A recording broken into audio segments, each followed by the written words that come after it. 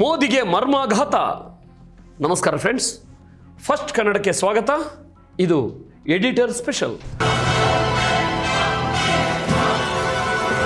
Hello friends, ಕಳೆದ 10 ರಿಂದ 12 ವರ್ಷಗಳ ಭಾರತದ ರಾಜಕೀಯ ಇತಿಹಾಸವನ್ನು ಒಮ್ಮೆ ತಿರುಗಿ ನೋಡಿ. ಕೇಂದ್ರದಲ್ಲಿ ನರೇಂದ್ರ ಮೋದಿ ನಾಯಕತ್ವದ ಬಿಜೆಪಿ ಸರ್ಕಾರ ಅಧಿಕಾರಕ್ಕೆ ಬಂದ ಮೇಲೆ ಎಷ್ಟೋ ಬಿರುಗಾಳಿಗಳು ಬಂದವು, ಅದೆಷ್ಟೋ ವಿರೋಧಗಳು ವ್ಯಕ್ತವಾದವು. ಆದರೆ ಮೋದಿ ಮತ್ತು ಅಮಿತ್ ಶಾ ಜೋಡಿ ಪ್ರತಿಯೊಂದು ಬಿಕ್ಕಟ್ಟನ್ನು ಅತ್ಯಂತ ಸುಲಭವಾಗಿ ರಾಜಕೀಯ ತಂತ್ರಗಾರಿಕೆಯಿಂದ ಹ್ಯಾಂಡಲ್ ಮಾಡ್ಕೊಂಡು ಬಂತು. ಆದರೆ ಫಸ್ಟ್ ಟೈಮ್ ಇನ್ ಹಿಸ್ಟ್ರಿ, ಹೌದು, ಕಳೆದ 12 ವರ್ಷಗಳಲ್ಲೇ ಮೊದಲ ಬಾರಿಗೆ ಕೇಂದ್ರ ಮೋದಿ ಸರ್ಕಾರ ಉಸಿರುಗಟ್ಟಿಸುವಂತಹ ಒಂದು ಚಕ್ರವ್ಯೂಹದಲ್ಲಿ ಸಿಕ್ಕಿಬಿದ್ದಂತೆ ಕಾಣಿಸ್ತಿದೆ. 4 ದಿಕ್ಕಿನಿಂದಲೂ ಒಂದರ ಮೇಲೊಂದರಂತೆ ಪ್ರಾಬ್ಲಮ್ಸ್, ಪ್ರೊಟೆಸ್ಟ್ಗಳ ಅಲೆಗಳು ಬಂದು ನೇರವಾಗಿ ದೆಹಲಿ ಪೀಠಕ್ಕೆ ಹೊಡಿತಾ ಇವೆ. ನಿಮಗೆ ನೆನಪಿರಬಹುದು, ಹಿಂದೆ ಫಾರ್ಮ್ ಲಾಸ್ ಅಂದರೆ ಕೃಷಿ ಕಾಯ್ದೆಗಳ ವಿರುದ್ಧ ಹರಿಯಾಣ, ಪಂಜಾಬ್ ಮತ್ತು ವೆಸ್ಟರ್ನ್ ಯುಪಿಯ ರೈತರು ದೆಹಲಿ ಗಡಿಯಲ್ಲಿ ದೊಡ್ಡ ಹೋರಾಟ ಮಾಡಿದಾಗ ಸ್ವತಃ PM ಮೋದಿಯವರೇ ಟಿವಿಯಲ್ಲಿ ಬಂದು ದೇಶದ ಕ್ಷಮೆ ಕೇಳಿ ಕಾಯ್ದೆಗಳನ್ನು ವಾಪಸ್ ತಗೊಂಡು ಸಿಚುವೇಶನ್ ಮ್ಯಾನೇಜ್ ಮಾಡಿದರು. ಆದರೆ ಈಗ ದೆಹಲಿ ಸುತ್ತಲೂ ಸೃಷ್ಟಿಯಾಗಿರೋ ಸುಂಟರಗಾಳಿ ಇದೆಯಲ್ಲ, ಇದು ಆ ಕೃಷಿ ಹೋರಾಟಕ್ಕಿಂತಲೂ ತುಂಬ ಡೇಂಜರಸ್ ಮತ್ತು ಕಾಂಪ್ಲಿಕೇಟೆಡ್ ಆಗಿದೆ. ಈ ವಿಡಿಯೋದಲ್ಲಿ ನಾವು ಪ್ರತಿಯೊಂದು ಪಾಯಿಂಟನ್ನು ಎಳೆಯಾಗಿ ಅನಾಲಿಸಿಸ್ ಮಾಡಲಿದ್ದೇವೆ.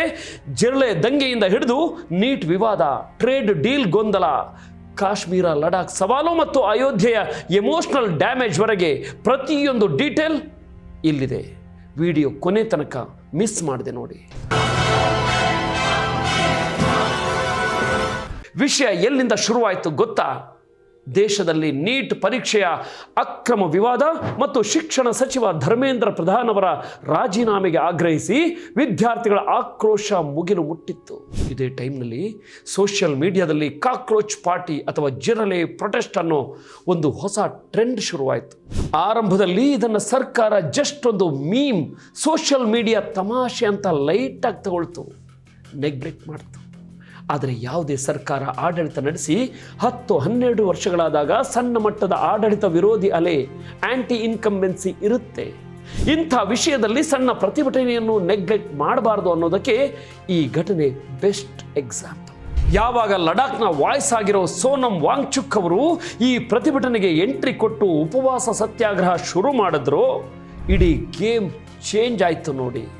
ಹಿಂದೆ ಕೇಜ್ರಿವಾಲ್ ಅವರ ಭ್ರಷ್ಟಾಚಾರ ವಿರೋಧಿ ಆಂದೋಲನಕ್ಕೆ ಅಣ್ಣಾ ಹಜಾರೆ ಫೇಸ್ ಆಗಿದ್ದ ಹಾಗೆ ಈಗ ಕಾಕ್ರೋಚ್ಗಳ ಆಂದೋಲನಕ್ಕೆ ಸೋನಂ ವಾಂಗ್ಚುಕ್ ಮುಖವಾದರು. ಅವರು ವಾರಗಟ್ಟಲೆ ಉಪವಾಸ ಮಾಡಿ 9 kg ತೂಕ ಕಮ್ಮಿಯಾಗಿ ಡಾಕ್ಟರ್ಸ್ ಹೆಲ್ತ್ ಸೀರಿಯಸ್ ಅಂತ ವರದಿ ಕೊಟ್ಟ ಮೇಲಷ್ಟೇ ಸರ್ಕಾರ ಎಚ್ಚೆತ್ತುಕೊಂಡು ಅವರನ್ನು ಹಾಸ್ಪಿಟಲ್ಗೆ ಶಿಫ್ಟ್ ಮಾಡಿತು. ಆದರೆ ಅಷ್ಟರಲ್ಲೇ ಲೇಟ್ ಆಗಿತ್ತು ಸ್ನೇಹಿತರೆ. ಪ್ರೊಟೆಸ್ಟ್ನ ಮೊಮೆಂಟಮ್ ಅಂತಾರಾಷ್ಟ್ರೀಯ ಮಟ್ಟದಲ್ಲಿ ನ್ಯೂಸ್ ಆಗೋಗಿತ್ತು.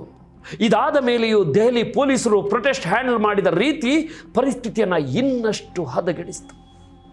ಸಂಸತ್ ಅಧಿವೇಶನ ಶುರುವಾಗೋ ಟೈಮ್ನಲ್ಲಿ ವಿದ್ಯಾರ್ಥಿಗಳು ಪಾರ್ಲಿಮೆಂಟ್ ಮುತ್ತಿಗೆಗೆ ಕರೆ ಕೊಟ್ಟಾಗ ದೆಹಲಿ ಪೊಲೀಸರು ಬಲಪ್ರಯೋಗ ಮಾಡಿದರು.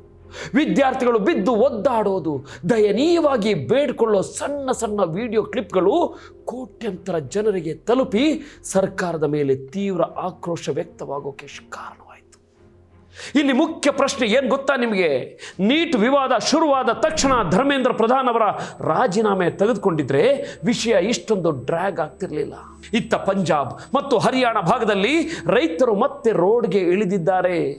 ಈ ಬಾರಿ ಅವರ main target India US trade deal. Yes, ವಿಷಯ ಏನಪ್ಪ ಅಂದರೆ ಭಾರತ ಮತ್ತು ಅಮೆರಿಕ ನಡುವೆ ಬೃಹತ್ ವ್ಯಾಪಾರ ಒಪ್ಪಂದ ಟ್ರೇಡ್ ಡೀಲ್ ನಡೀತಿದೆ. ಈ ಡೀಲ್ನಿಂದಾಗಿ ಅಮೆರಿಕದ ದೊಡ್ಡ ಕಾರ್ಪೊರೇಟ್ ಕೃಷಿ ಮತ್ತು ಡೈರಿ ಅಂದರೆ ಹಾಲು ಉತ್ಪಾದನಾ ಕಂಪನಿಗಳಿಗೆ ಭಾರತೀಯ ಮಾರುಕಟ್ಟೆಗೆ ಈಸಿ ಆಕ್ಸೆಸ್ ಸಿಗುತ್ತೆ. ಇದರಿಂದ ನಮ್ಮ ದೇಶದ ಸಣ್ಣ ರೈತರಿಗೆ ಮತ್ತು ಹಾಲಿನ ಉತ್ಪಾದಕರಿಗೆ ಬೆಲೆ ಸಿಗದೆ ಮಾರ್ಕೆಟ್ ಹಾಳಾಗುತ್ತೆ ಅನ್ನೋದು ರೈತರ ಆರೋಪ. ಹರಿಯಾಣ ಸರ್ಕಾರ ತಕ್ಷಣವೇ ತನ್ನ ಕೃಷಿ ಮಂತ್ರಿಯನ್ನು ಕಳಿಸಿ ರೈತರ ಜೊತೆ ಮಾತನಾಡಿ ಭರವಸೆ ನೀಡಿ ಸದ್ಯಕ್ಕೆ ಪ್ರೊಟೆಸ್ಟ್ ನಿಲ್ಲಿಸುವಲ್ಲಿ ಯಶಸ್ವಿಯಾಗಿದೆ ನಿಜ. ಆದರೆ ಈ ಟ್ರೇಡ್ ಡೀಲ್ ಇನ್ನೂ ಫೈನಲ್ ಆಗಿಲ್ಲ, ಮಾತುಕತೆ ನಡೀತಿದೆ. ಈ ವರ್ಷದ ಅಂತ್ಯಕ್ಕೆ ಡೀಲ್ ಸೈನ್ ಆಗೋ ಚಾನ್ಸ್ ಇದೆ. ಅಷ್ಟರಲ್ಲೇ ಇಷ್ಟೆಲ್ಲ ಗಲಾಟೆ ಶುರುವಾಗಿದೆ. ಇದೇಕೆ ಬಿಜೆಪಿಗೆ ಡೇಂಜರ್ ಅಂದರೆ ಮುಂದಿನ ಕೆಲವೇ ತಿಂಗಳಲ್ಲಿ ಉತ್ತರ ಪ್ರದೇಶ ಅಂದರೆ UP ಮತ್ತು ಪಂಜಾಬ್ನಲ್ಲಿ ಎಲೆಕ್ಷನ್ಸ್ ಇವೆ. UPಯ ಪಶ್ಚಿಮ ಭಾಗದಲ್ಲಿ ಜಾಟ್ ಸಮುದಾಯದ ಪ್ರಾಬಲ್ಯವಿದೆ. ಕಳೆದ ಬಾರಿ ರೈತರ ಪ್ರತಿಭಟನೆಗೆ ಹೆದರಿ ಮೋದಿ ಸರ್ಕಾರ ಕೃಷಿ ಕಾಯ್ದೆಗಳನ್ನು ವಾಪಸ್ ತೆಗೆದುಕೊಂಡಿದ್ದೇ ಈ ಜಾಟ್ ವೋಟ್ ಬ್ಯಾಂಕ್ ಉಳಿಸ್ಕೊಳ್ಳೋಕೆ. ಈಗ ಮತ್ತೆ UP ಎಲೆಕ್ಷನ್ ಹತ್ತಿರ ಬರ್ತಿರುವಾಗಲೇ ಈ ರೈತ ಹೋರಾಟದ ಕಿಡಿ ಚಿಗುರ್ತಾ ಇದೆ. ಇನ್ನೊಂದೆಡೆ ಅಮೆರಿಕದಲ್ಲಿ ಡೊನಾಲ್ಡ್ ಟ್ರಂಪ್ ಅವರಂಥ ನಾಯಕರು ಭಾರತದ ಮೇಲಿನ ಟ್ಯಾರಿಫ್ ಹೆಚ್ಚಿಸೋ ಬೆದರಿಕೆ ಹಾಕ್ತಿದ್ದಾರೆ. ನಮಗೆ ಅಮೆರಿಕಗೆ ಎಕ್ಸ್ಪೋರ್ಟ್ ಮಾಡೋದು ಅತ್ಯಗತ್ಯ. ಬೆಂಗಳೂರಿನ IT ಎಕ್ಸ್ಪೋರ್ಟ್ಸ್ ಇರಲಿ, ದೇಶದ ಇಂಡಸ್ಟ್ರೀಸ್ ಇರಲಿ, ಉದ್ಯೋಗ ಸೃಷ್ಟಿಗೆ ಅಮೆರಿಕ ಜೊತೆ ಟ್ರೇಡ್ ಡೀಲ್ ಬೇಕೇ ಬೇಕು. ಡೀಲ್ ಮಾಡಿಕೊಂಡ್ರೆ ಇಲ್ಲಿರೋ ರೈತರು ದಂಗೆ ಹೇಳ್ತಾರೆ. ಡೀಲ್ ಮಾಡ್ಕೊಳ್ದಿದ್ರೆ ಎಕನಾಮಿಗೆ ಹೊಡೆತ ಬೀಳುತ್ತೆ. ಅತ್ತ ಧರಿ ಇತ್ತ ಪುಲಿ ಅನ್ನುವಂಥ ವಾತಾವರಣ ಸೃಷ್ಟಿಯಾಗಿದೆ. ಇಷ್ಟೇ ಅಂದ್ಕೊಂಡಿದ್ದೀರಾ? ಕತೆ ಇನ್ನೂ ಇದೆ ಬಾಸ್.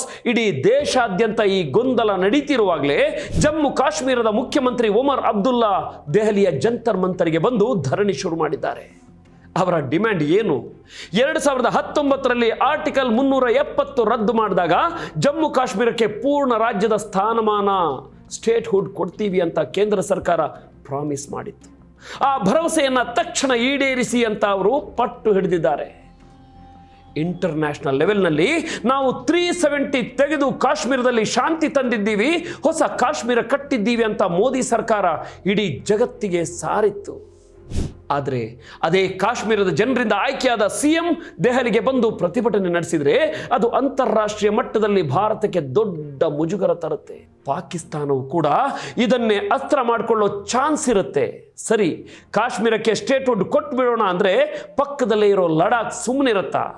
ಲಡಾಖ್ ರಾಜ್ಯದ ಸ್ಥಾನಮಾನ ಮತ್ತು 6th ಸ್ಕೆಡ್ಯೂಲ್ ಕೊಡಿ ಅಂತ ಸೋನಂ ವಾಂಗ್ಚುಕ್ ಹೋರಾಟ ಮಾಡ್ತಿದ್ದಾರೆ. ಇವೆಲ್ಲದರ ಮಧ್ಯೆ ಬಿಜೆಪಿಯ ಮಾಸ್ ಕಾರ್ಡ್ ಮತ್ತು ಎಮೋಷನಲ್ ಹಿನ್ನೆಲೆಯಾಗಿದ್ದ ಅಯೋಧ್ಯೆ ರಾಮ ಮಂದಿರದಲ್ಲೂ ಸರ್ಕಾರಕ್ಕೆ ದೊಡ್ಡ ಮುಜುಗರ ಎದುರಾಗಿದೆ. ಅಯೋಧ್ಯೆ ರಾಮ ಮಂದಿರದಲ್ಲಿ ಭಕ್ತರು ಹಾಕಿದ ಕಾಣಿಕೆ ಹಣ ಕಳ್ಳತನವಾಗಿದೆ. ಅಲ್ಲಿನ ಸಿಬ್ಬಂದಿಯೇ ದುಡ್ಡನ್ನು ಕದ್ದಿರೋದು ಬೆಳಕಿಗೆ ಬಂದಿದೆ.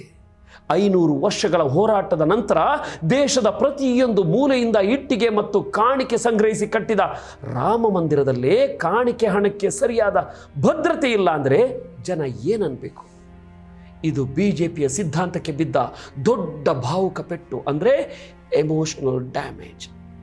ಗಮನಿಸಿ ಸ್ನೇಹಿತರೆ, 2024ರ ಲೋಕಸಭಾ ಚುನಾವಣೆಯಲ್ಲಿ UPಯಲ್ಲಿ ಅಖಿಲೇಶ್ ಯಾದವ್ ಅವರ ಸಮಾಜವಾದಿ ಪಾರ್ಟಿ 37 ಸೀಟ್ ಗೆದ್ದು ಕಮ್ಬ್ಯಾಕ್ ಮಾಡಿತ್ತು. ಬಿಜೆಪಿ 28 ಸೀಟ್ಗಳನ್ನು ಕಳೆದುಕೊಂಡಿತ್ತು. ಈಗ ಅಯೋಧ್ಯೆಯ ಈ ಕಳ್ಳತನದ ಘಟನೆ ಮತ್ತು ರೈತರ ಪ್ರತಿಭಟನೆ ಮುಂಬರೋ UP ಅಸೆಂಬ್ಲಿ ಎಲೆಕ್ಷನ್ನಲ್ಲಿ ಬಿಜೆಪಿಗೆ ಇನ್ನಷ್ಟು ನಷ್ಟ ತರುವ ಆತಂಕ ಹೆಚ್ಚಿಸಿದೆ. ಆದರೆ ಫ್ರೆಂಡ್ಸ್, ಈ ಇಡೀ ಚಿತ್ರಣದಲ್ಲಿ ಅತ್ಯಂತ ಇಂಟ್ರೆಸ್ಟಿಂಗ್ ಮತ್ತು ಶಾಕಿಂಗ್ ಟ್ವಿಸ್ಟ್ ಎಲ್ಲಿದೆ ಗೊತ್ತಾ? ಅದು ದೇಶದ ಮೇನ್ ಆಪೋಸಿಷನ್ ಪಾರ್ಟಿ ಕಾಂಗ್ರೆಸ್ನಲ್ಲಿ. ಮೇಲ್ನೋಟಕ್ಕೆ ಕಾಂಗ್ರೆಸ್ ಈ ಪ್ರೊಟೆಸ್ಟ್ಗಳ ಬಗ್ಗೆ ಮಾತಾಡ್ತಿದೆ, ಆದರೆ ಅಸಲಿಗೆ ಈ ಜಿರಳೆ ಪ್ರತಿಭಟನೆಯನ್ನು ಕಾಂಗ್ರೆಸ್ ಒಪ್ಕೊಳ್ತಾ ಇಲ್ಲ. ಉದ್ಧವ್ ಠಾಕ್ರೆ, ಮಮತಾ ಬ್ಯಾನರ್ಜಿ, ಶರದ್ ಪವಾರ್, ಕೇಜ್ರಿವಾಲ್ ಎಲ್ಲರೂ ಜಂತರ್ ಮಂತರ್ಗೆ ಹೋಗಿ ಸೋನಂ ವಾಂಗ್ಚುಕ್ ಮತ್ತು ಜಿರಳೆ ಪ್ರೊಟೆಸ್ಟ್ಗೆ ಬೆಂಬಲ ಕೊಟ್ಟರು. ಆದರೆ ಕಾಂಗ್ರೆಸ್ ಮಾತ್ರ ಅಲ್ಲಿಗೆ ಹೋಗದೆ PM ಮನೆ ಮುಂದೆ ಸೆಪರೇಟ್ ಆಗಿ ಪ್ರೊಟೆಸ್ಟ್ ಮಾಡ್ತು. ಯಾಕೆ ಹೀಗೆ? ಸ್ವತಃ ಕಾಂಗ್ರೆಸ್ ರಾಷ್ಟ್ರೀಯ ಅಧ್ಯಕ್ಷ ಮಲ್ಲಿಕಾರ್ಜುನ ಖರ್ಗೆ ಅವರೇ ಒಂದು ಶಾಕಿಂಗ್ ಹೇಳಿಕೆ ಕೊಟ್ಟಿದ್ದಾರೆ. ಅವರ ಪ್ರಕಾರ ಈ ಜಿರಳೆ ಪ್ರತಿಭಟನೆ ಹಿಂದೆ ದೇಶದ ವಿದ್ಯಾರ್ಥಿಗಳಿಲ್ಲ, ನಿರುದ್ಯೋಗಿ ಯುವಕರಿಲ್ಲ. ಇದು ಅರಾಜಕತೆ ಸೃಷ್ಟಿ ಮಾಡೋಕೆ ಕೇಂದ್ರ ಬಿಜೆಪಿಯೇ ಮಾಡಿಸ್ತಿರೋ ಕುತಂತ್ರ ಅಂತ ಖರ್ಗೆ ಆರೋಪಿಸಿದ್ದಾರೆ. ಕಾಂಗ್ರೆಸ್ ಹೀಗೆ ಹೇಳೋಕೆ ಅಸಲಿ ಕಾರಣವೇನು ಗೊತ್ತಾ? ಕಳೆದ 12 ವರ್ಷಗಳಲ್ಲಿ ಮೋದಿ, ಅಮಿತ್ ಶಾರನ್ನ ಅಲುಗಾಡಿಸೋ ಮಟ್ಟದ ಬಿಗ್ ಪ್ರೊಟೆಸ್ಟ್ ಮುನ್ನಡೆಸೋಕೆ ರಾಹುಲ್ ಗಾಂಧಿ ಕೈಯಲ್ಲಿ ಆಗಿರಲಿಲ್ಲ. ಆದರೆ ಈಗ ಅಭಿಜಿತ್ ದೀಪ್ಗೆ, ಸೋನಂ ವಾಂಗ್ಚುಕ್ ಅವರಂತಹ ಹೊಸ ಮುಖಗಳು ಬಂದು ಇಷ್ಟೊಂದು ದೊಡ್ಡ ಪ್ರೊಟೆಸ್ಟ್ ಕ್ರಿಯೇಟ್ ಮಾಡಿರೋದನ್ನು ನೋಡಿ ಕಾಂಗ್ರೆಸ್ಗೆ ಒಂಥರ ಭಯ ಶುರುವಾಗಿದೆ. ಬಿಜೆಪಿ ವಿರೋಧಿ ವೋಟ್ಗಳು ಮತ್ತು ಸರ್ಕಾರದ ಮೇಲಿನ ಆಕ್ರೋಶ ಕಾಂಗ್ರೆಸ್ಗೆ ಬರಬೇಕಿತ್ತಲ್ವೇ? ಬದಲಾಗಿ ದೆಹಲಿಯಲ್ಲಿ ಅಂದು ಕೇಜ್ರಿವಾಲ್ ಹುಟ್ಟಿಕೊಂಡಂತೆ ಇಂದು ಈ ಜಿರಳೆ ಪ್ರೊಟೆಸ್ಟ್ನಿಂದ ಮತ್ತೊಂದು ಹೊಸ ರಾಜಕೀಯ ಶಕ್ತಿ ಅಥವಾ ಹೊಸ ಆಮ್ ಆದ್ಮಿ ಪಾರ್ಟಿ ಹುಟ್ಟಿಕೊಂಡ್ರೆ ಅದರಿಂದ ಮೇನ್ ಅಪೋಸಿಷನ್ ಆಗಿರೋ ಕಾಂಗ್ರೆಸ್ಗೆ ದೊಡ್ಡ ಡ್ಯಾಮೇಜ್ ಆಗುತ್ತೆ ಅನ್ನೋ ಕನ್ಫ್ಯೂಷನ್ ಮತ್ತು ಭಯ ಈ ಕಾಂಗ್ರೆಸ್ ನಾಯಕರಲ್ಲಿದೆ. ಸೊ ಫ್ರೆಂಡ್ಸ್, ಇಡೀ ಸಿಚುವೇಶನ್ ನೋಡಿದರೆ ನಿಮಗೆ ಏನು ಅನಿಸುತ್ತೆ? ಮೋದಿ ಸರ್ಕಾರ ಈ ಮಾನ್ಸೂನ್ ಸೆಷನ್ನಲ್ಲಿ ಸಾಲು ಬೃಹತ್ ಬಿಲ್ಗಳನ್ನು ಮಂಡಿಸಿ ಪಾಸ್ ಮಾಡಿಕೊಳ್ಳೋ ಪ್ಲಾನ್ನಲ್ಲಿದೆ. ಈ ಬಿಲ್ಗಳ ಮೇಲಿನ ದೇಶದ ಗಮನವನ್ನು ಡೈವರ್ಟ್ ಮಾಡಲು ಈ ಪ್ರೊಟೆಸ್ಟ್ಗಳನ್ನು ಬಳಸಿಕೊಳ್ಳಲಾಗ್ತಿದೆಯಾ, ಅಥವಾ ಇದು ನಿಜವಾಗಿಯೂ ಸರ್ಕಾರದ ವಿರುದ್ಧ ಜನಸಾಮಾನ್ಯರಲ್ಲಿ, ವಿದ್ಯಾರ್ಥಿಗಳಲ್ಲಿ ಉಂಟಾಗಿರೋ ಆರ್ಗ್ಯಾನಿಕ್ ಆಕ್ರೋಶನ? ಖರ್ಗೆ ಅವರು ಹೇಳಿದಂತೆ ಬಿಜೆಪಿಯ ಈ ಜಿರಳೆ ಪ್ರೊಟೆಸ್ಟ್ ಮಾಡಿಸ್ತಿದೆಯಾ, ಅಥವಾ ಕಾಂಗ್ರೆಸ್ ತನ್ನ ರಾಜಕೀಯ ನೆಲೆಯನ್ನು ಕಳೆದುಕೊಳ್ಳುವ ಭಯದಲ್ಲಿ ಹೀಗೆ ಹೇಳ್ತಿದೆಯಾ? ಈ 12 ವರ್ಷಗಳಲ್ಲಿ ಎದುರಾಗಿರೋ ಅತಿ ದೊಡ್ಡ ಚಾಲೆಂಜನ್ನು ಮೋದಿ ಸರ್ಕಾರ ಹೇಗೆ ಟ್ಯಾಕಲ್ ಮಾಡುತ್ತೆ? ನಿಮ್ಮ ಅನಿಸಿಕೆ ಏನೇ ಇದ್ರೂ ಮಿಸ್ ಮಾಡದೆ ಕೆಳಗಡೆ ಕಮೆಂಟ್ ಮಾಡಿ ತಿಳಿಸಿ. ಈ ಸುದೀರ್ಘ ಮಾಹಿತಿ ಮತ್ತು ಅನಾಲಿಸಿಸ್ ನಿಮಗೆ ಇಷ್ಟವಾಗಿದ್ದರೆ ವಿಡಿಯೋಗೆ ಒಂದು ಲೈಕ್ ಮಾಡಿ, ನಿಮ್ಮ ಫ್ರೆಂಡ್ಸ್ ಜೊತೆ ಶೇರ್ ಮಾಡಿ. ಇಂತಹ ಇನ್ನಷ್ಟು ಆಳವಾದ ಪೊಲಿಟಿಕಲ್ ಅನಾಲಿಸಿಸ್ ವಿಡಿಯೋಗಳಿಗಾಗಿ ನಮ್ಮ ಚಾನಲ್ಗೆ ಸಬ್ಸ್ಕ್ರೈಬ್ ಆಗೋದನ್ನು ಮರಿಬೇಡಿ.